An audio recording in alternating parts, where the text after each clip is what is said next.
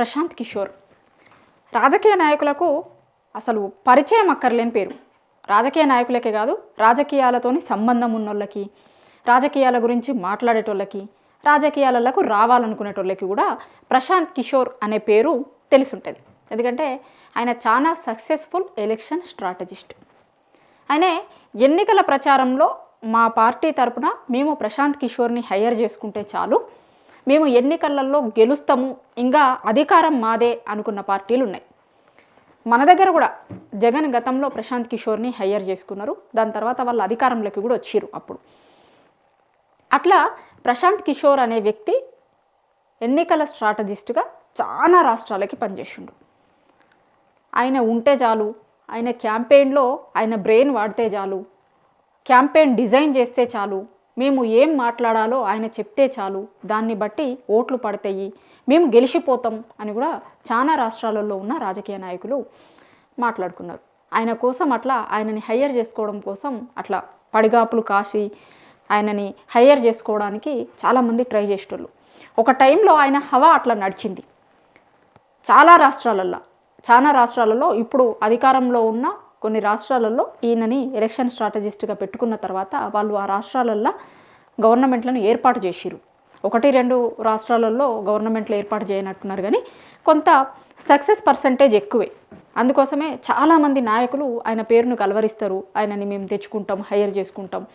ఏదైనా పార్టీ కొంత డౌన్ అయినప్పుడు, లేకపోతే 2 సార్లు వరకు కూడా అధికారంలోకి రాకపోయినప్పుడు ఆయనని హైర్ చేసుకోవడానికి చాలా పార్టీలు ముందుకు వస్తాయి, మాట్లాడుకుంటారు. ఇక గతంలో ప్రశాంత్ కిషోరే చెప్పిండు, గంటకు దగ్గర 20 కోట్లు వసూలు చేస్తా, నేను నా బ్రెయిన్కున్న పవర్ అట్లాంటిది, నాకున్న పవర్ అట్లాంటిది, నేను గంటకు 20 కోట్లు తీసుకున్నవి కూడా ఉన్నాయి.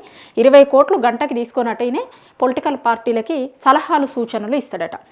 ఇప్పుడు ఎవరైనా పార్టీ సంవత్సరం మొత్తం హైర్ చేసుకుంటూ ఒక పద్ధతి, లేకపోతే వాళ్ళు ఎన్ని సంవత్సరాలు ఇంకా ఎన్నికలు ఎన్ని రోజులైతే ఉన్నాయో అన్ని రోజులకి హైర్ చేసుకొని దానికి తగ్గట్టు ఫీజునిచ్చిన సందర్భాలు ఉంటాయి. ఇంకా కొంతమంది ఏంది అంటే అట్లా కాకుండా అసలు ఏంది ప్లస్లు ఏంది మైనస్లు ఏంది, మేము ఎట్లా పోవాలి, ఎట్లా పోతే మంచిగా ఉంటుంది, ఇట్లా కూడా సలహాలు అడుగుతారు కదా. అయితే అవేవి కూడా ఈయన ఫ్రీగా నేను గంటకు 20 కోట్లు తీసుకొని కొన్ని పార్టీలకి సలహాలు సూచనలు కూడా ఇచ్చినా అని ఈయన గతంలో ఎవరో చెప్పిందో కాదు, ఇది ప్రశాంత్ కిషోరే గతంలో బీహార్ ఎన్నికల సందర్భంగా ఆయనని ఇంటర్వ్యూ చేస్తే ఒక ఇంటర్వ్యూలో ఆయనే చెప్పిన మాటలు ఇవి.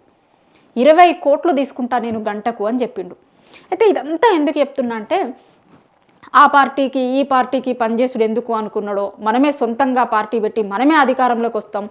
ఇప్పుడు చాలా రాజకీయ నాయకులకి సలహాలు సూచనలు ఇస్తే వాళ్ళు అధికారంలోకి వచ్చారు కదా, వాళ్ళందరికీ పనిచేసినప్పుడు నేనే ఎందుకు పార్టీ పెట్టుకొని నేను అధికారంలోకి రాలేను అని అనుకున్నారు. ఏం ఈక్వేషన్స్ ఏందో తెలియదు, కానీ బీహార్ ఎన్నికలలో ఆయన పార్టీ పోటీ చేసింది. ఆయన ఒక పార్టీ పెట్టి బీహార్లో ఎన్నికలలో పోటీ చేసిండు.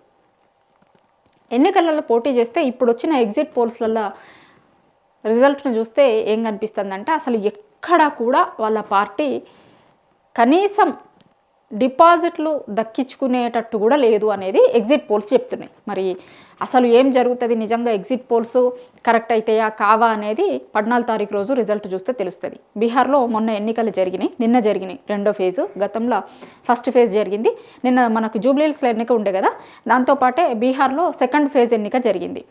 రిజల్ట్ 14 తారీఖు రోజు. మన జూబ్లీహిల్స్ ఉప ఎన్నిక రిజల్ట్ కూడా 14, బీహార్ ఎన్నిక రిజల్ట్ కూడా 14 తారీఖు రోజే.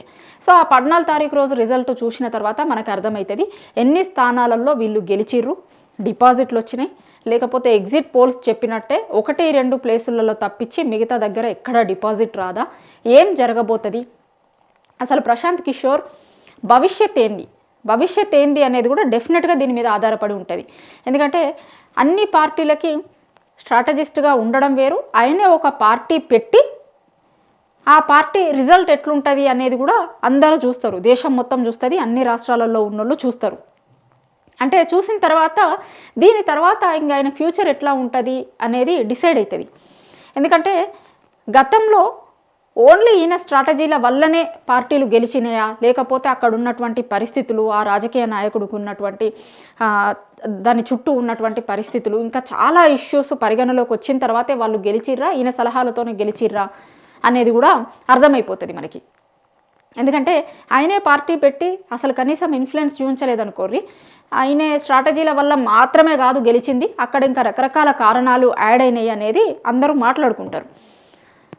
సో ఈ బీహార్ ఎన్నికల తర్వాత ఆయనే అట్లనే హీరోగా ఉంటాడా, లేకపోతే ఈ ఎన్నికల ఫలితాలు ఆయనని జీరోని చేస్తాయా అనేది డిసైడ్ అవుతుంది. బీహార్ ఎన్నికల ఫలితాల తర్వాత రాజకీయాలు చాలా మారుతాయి అనేది ఇప్పటికే మనం చూస్తున్నాం.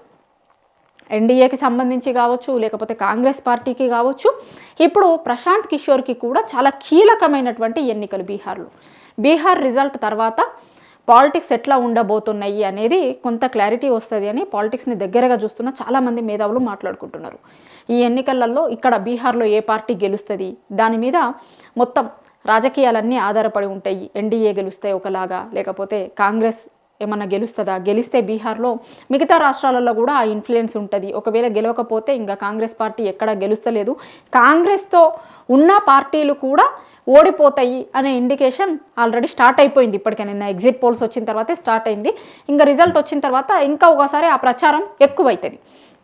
సో ఆ ప్రచారాలతో పాటు ప్రశాంత్ కిషోర్ భవిష్యత్తు కూడా తేలిపోతుంది అని ఎందుకంటున్నా అంటే, ఇప్పటివరకు ఆయన కోసం ఎవరైతే క్యూలు కట్టిరో పొలిటికల్ పార్టీలు లేకపోతే రాజకీయ నాయకులు, ఇప్పటివరకు ఎవరైతే ఆయన వస్తే చాలు అని అనుకున్నారో వాళ్ళందరూ ఆయన మ్యాజిక్ ఏం పని చేయలేదు కదా, నిజంగానే ఒకవేళ ఆయన మ్యాజిక్ పని చేస్తే ఆయన గెలిచేటోడు కదా, ఆయన ఎందుకు గెలవలేదు అనే చర్చ మొత్తం స్టార్ట్ అవుతుంది. ఆయనని హైర్ చేసుకోవాలి అనుకునేటోళ్ళు కూడా ఒక నిమిషం ఆలోచిస్తారు. ఎందుకంటే చాలా ఎక్స్పెన్సివ్ కదా, ఆయనే చెప్పుకున్నాడు కదా 20 కోట్లు తీసుకుంటా నేను ఒక గంటకి అని. గంటకి 20 కోట్లు తీసుకునేటోడు ఒకవేళ ఎన్నికలకి కనుక హైర్ చేసుకుంటే ఇంకా ఎన్ని డబ్బులు తీసుకుంటాడో మనం ఆలోచించుకోవచ్చు. సో అన్ని డబ్బులు పెట్టి ఆయనని హైర్ చేసుకోవాల్సిన అవసరం ఉందా, చేసుకుంటే కరెక్ట్ రిజల్ట్ ఉంటుందా, నిజంగా ఆయన ఆలోచనలు ఆయన చేస్తున్న క్యాంపెయిన్ ఇప్పటి రాజకీయాలకు పనికొస్తాయా, ఇప్పుడున్నటువంటి జెన్జీ రాజకీయాలను చాలా దగ్గరగా చూస్తున్నారు, ఆ యుగం వచ్చింది, చాలామంది యువత అందరూ రాజకీయ నాయకులని చూస్తున్నారు, ఇష్యూస్ని అబ్జర్వ్ చేస్తున్నారు. ఈ జెన్జీ బ్యాచ్ రాజకీయాలని అబ్జర్వ్ చేస్తున్నటువంటి టైంలో ఈయన సలహాలు సూచనలు ఎంతవరకు ఇంప్లిమెంట్ అవుతాయి, ఎట్లా తీసుకుంటారు జనాలు, యాక్సెప్ట్ చేస్తారా, జెన్జీ తరానికి తగ్గట్టుగా ఈయన పాలిటిక్స్ని మార్చుకున్నాడా, ఈయన ఆలోచనలు ఆ విధంగా మారినయా, ఎట్లుంటుంది అనేది ఈ ఎన్నికల తర్వాత తెలుస్తుంది. సో అందుకోసమే నేను ముందు చెప్పినట్లుగా ఈ ఎన్నికల తర్వాత ప్రశాంత్ కిషోర్ హీరోగానే మిగిలిపోతాడా, లేకపోతే మిగతా వాళ్ళందరూ ఆయనని జీరోలాగా చూసే అవకాశం ఉంటుందా, ఆయనకి గతంలో ఉన్నటువంటి విధంగానే గతంలో ఉన్న ఆయనకున్నటువంటి పేరు అది అట్లనే నిలబడి ఉంటుందా, అంతకుముందు రాజకీయ నాయకులు ఎట్లా అయితే ఆయన కోసమని ఎదురు చూసేటోళ్ళు అట్లాంటి పరిస్థితి ఫ్యూచర్లో ఉంటుందా ఉండదా, ఇంకా చాలా ఇష్యూస్కి బీహార్ ఎన్నికల తర్వాత ఒక క్లారిటీ వస్తుంది. మరీ ముఖ్యంగా ప్రశాంత్ కిషోర్ భవిష్యత్ ఏంది అనే దానికి బీహార్ ఎన్నికల ఫలితాల తర్వాత ఒక క్లారిటీ వస్తుంది.